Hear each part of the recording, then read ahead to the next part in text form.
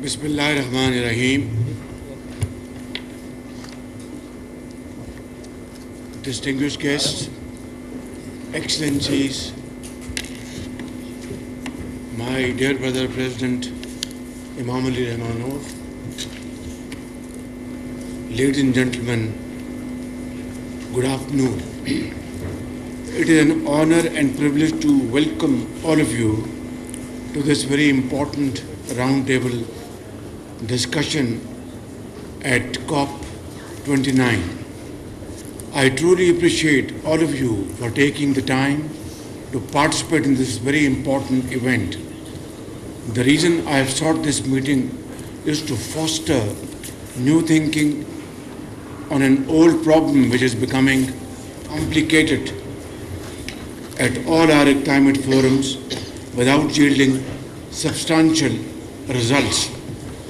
Today we stand at a crucial threshold where the global climate finance framework must be redefined to effectively meet the needs of vulnerable nations. Despite years of promises and repeated commitments, the gaps are growing in quantum leaps, leading to egregious barriers in achieving the objective of United Nations Framework Convention on Climate Change. I think we all agree that financing resilience as well as ambition is the most urgent need of the hour. Developing countries need to deliver to their people on NDCs, which is why we need to spur both ideas and discourse to make international climate finance more responsive, equitable, and innovative enough to address solutions that increase the scale, reach, and effectiveness of climate finance for developing and vulnerable countries to reach sustainability and resilience goals. Ladies and gentlemen, developing countries will need an estimated $6.8 trillion by 2030 to implement less than half their current NDCs. Donor countries should fulfill their commitment to provide 0.7% of their gross national income as development assistance and capitalize existing climate funds. One such commitment, the $100 billion annual climate finance pledge, established over a decade ago at COP15, is now reported by the OECD to have reached only $160 billion. Despite this number remaining a tiny proportion of the defined need, a significant part of over this financing is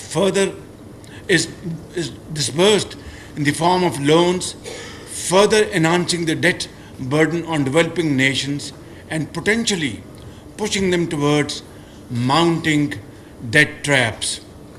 I call it death trap. Pakistan can understand the agony and pain of other vulnerable developing countries as we have faced two devastating floods and are still recovering from the loss.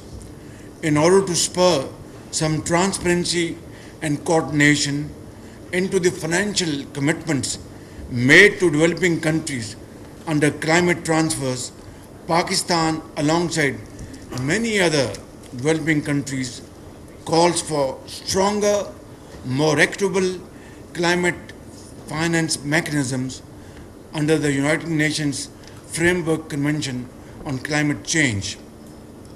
We therefore propose that a mechanism be set up to measure the unfulfilled pledges, fragmented and incomplete landscape of climate funds to developing countries in what I call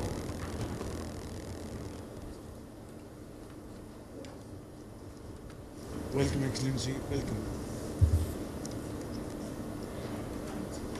Спасибо. Очень хорошо.